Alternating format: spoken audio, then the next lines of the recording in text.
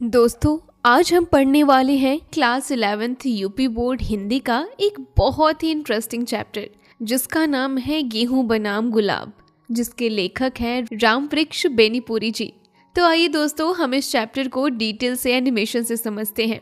हम गेहूं खाते हैं जिससे हमारा शरीर मजबूत होता है और गुलाब को सूंघते हैं जिससे हमारा मन खुश होता है। अब सवाल ये है कि कौन ज़्यादा ज़रूरी है, गेहूं या गुलाब? यानी हम क्या चाहते हैं, सिर्फ मजबूत शरीर या खुश मन, या फिर दोनों? जब इंसान पृथ्वी पर आया तो उसे सबसे पहले भूख लगी। वो खाने पीने के लिए हर चीज़ ढूंढने लगा। माँ का दूध पिया, पेड़ों से फल तोड़े, जानवरों और कीड़ों तक को खाया। उसकी पूरी कोशिश सिर्फ पेट भरने की थी। आज भी इंसान गेहूं उगाने में लगा है। हर जगह खेत बनाए जा रहे हैं, बाग बगीचे भी खत्म किए जा रहे हैं ताकि ज़्यादा गेहूं उगाए जा सके। इस कारण गुलाब जैसे सुंदर फूल पीछे छूटते जा रहे हैं। शरीर की ज़रूरतें इतनी बढ़ गई हैं कि इंसान ने अपने मन की खुशी और सुंदरता को एक कोने में दबा दिया है। लेकिन अगर इंसान सिर्फ खाने पीने में ही लगा रहे तो उसमें और जानवर में क्या फ़र्क रह जाएगा। इंसान को इंसान बनने का काम तो गुलाब यानी सुंदरता, कला और भावना ने किया है ना। इंसान तभी असली इंसान बना जब उसने सिर्फ शरीर नहीं बल्कि मन की भी परवाह की। यहाँ तक कि जब वो भूखा था तब भी वो सुंदर चीज़ों की ओर आकर्षित होता था। जैसे जब औरतें गेहूं पीसती थी तो उस आवाज़ से संगीत बना। जब वो शिकार करता था तब उसने जानवरों की खाल से ढोल और सिंग से बाजा बनाया। जब वो नाव चलाता था तो पानी की आवाज़ में उसे ताल और संगीत सुनाई दिया। बांस से सिर्फ लाठी ही नहीं बल्कि बांसुरी भी बनाई गई। सुबह होने पर वो सिर्फ इसलिए खुश नहीं होता था कि अब खाना मिल जाएगा, बल्कि सूरज की रोशनी, ओस की बूंदें और प्रकृति की सुंदरता से उसका मन भी आनंदित होता था। बादल, इंद्रधनुष और प्रकृति के रंग उसे बहुत खुशी देते थे। मानव शरीर में पेट नीचे होता है और हृदय उससे ऊपर और मस्तिष्क सबसे ऊपर। इसका मतलब है कि इंसान में सोचने समझने की शक्ति सबसे महत्वपूर्ण है। पशुओं में ऐसा नहीं होता, उनका शरीर सीधा नहीं होता, इसलिए उनका पेट और दिमाग एक ही स्तर पर होते हैं। जिस दिन इंसान सीधा खड़ा हुआ उसी दिन ये समझ लिया गया कि उसके दिमाग ने पेट पर जीत हासिल कर ली है। इंसान को जीने के लिए गेहूं की जरूरत तो है, लेकिन उसने हमेशा कोशिश की कि वो अपनी भूख पर काबू कर पाए। इसलिए वो उपवास, व्रत और तपस्या करता है ताकि अपने शरीर की इच्छाओं को नियंत्रित कर सके। जब तक इंसान के जीवन में गेहूं और गुलाब का संतुलन बना रहेगा तब तक वो खुश और आनंदित जीवन जीता था। वो काम भी करता था, साथ में गाना भी गाता था। उसके काम में खुशी भी थी और खुशी में भी काम जुड़ा हुआ था। वो दिन में गाय चराता था और साथ में नाच गाना भी करता था। वो धरती पर चलता था लेकिन आसमान को देखना नहीं भूलता था। यानी वो अपने जीवन में संतुलन बनाए रखता था। लेकिन धीरे धीरे ये संतुलन बिगड़ गया। अब गेहूं का मतलब हो गया है बहुत कठिन, थकाने वाला और दुख देने वाला काम। ऐसा काम जिससे पेट भी ठीक से नहीं भरता। और गुलाब का मतलब हो गया है गलत विलासिता, भ्रष्टाचार और गंदी आदतें जो शरीर और मन दोनों को खराब करती हैं। पहले जो इंसान सरल और संतुलित था, अब वो शक्ति और लड़ाई की ओर बढ़ गया है। इसका परिणाम हुआ बड़े बड़े युद्ध और विनाश। ये परंपरा आज भी चल रही है। आज हर जगह लड़ाई, झगड़े, युद्ध और विनाश दिखाई देते हैं। ऐसा लगता है जैसे गेहूं खेतों में दुखी है, गुलाब बगीचों में रो रहा है। दोनों अपने पालन करने वाले इंसान के बुरे हाल पर दुखी हैं। लेखक कहता है कि आओ फिर से अपने जीवन में गेहूं और गुलाब का संतुलन बनाएं। लेकिन वो खुद ही सवाल करता है, क्या इंसान कभी पीछे लौट सकता है? नहीं, इंसान हमेशा आगे बढ़ता है, वो पीछे नहीं जाता।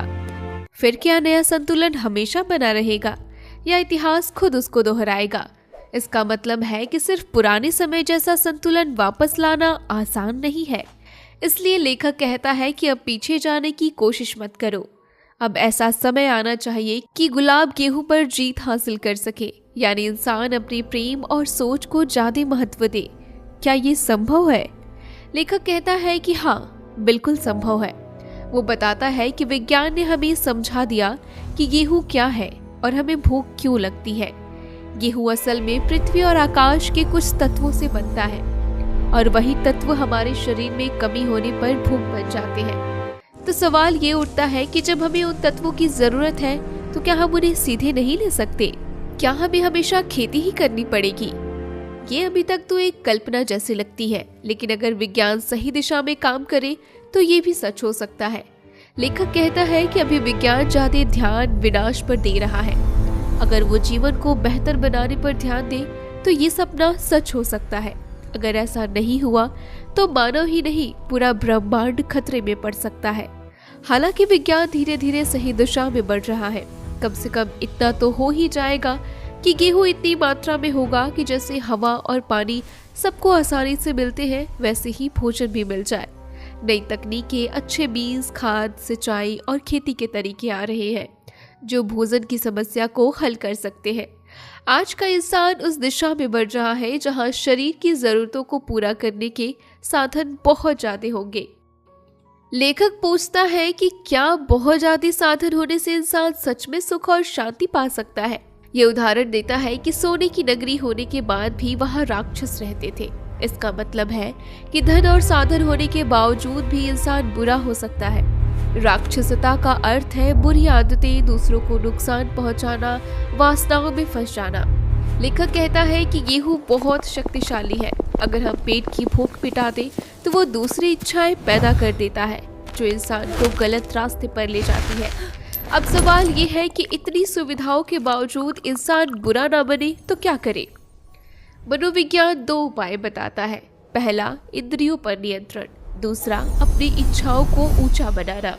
संयम का रास्ता हमेशा सफल नहीं रहा, क्योंकि बड़े बड़े तपस्वी भी कभी कभी अपनी इच्छाओं पर काबू नहीं रख पाए।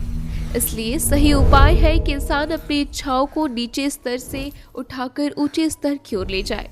अंत में लेखक कहता है कि इंसान के जीवन में मन का पूरा नियंत्रण शरीर पर होना चाहिए। पहले शरीर की जरूरतें पूरी हो, लेकिन उसके बाद में मन और भावनाओं को ज्यादा महत्व देना चाहिए।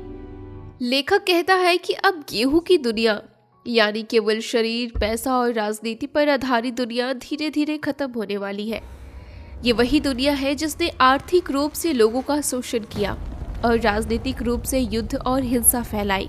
अब एक नई दुनिया आने वाली है जिसे लेखक गुलाब की दुनिया कहता है।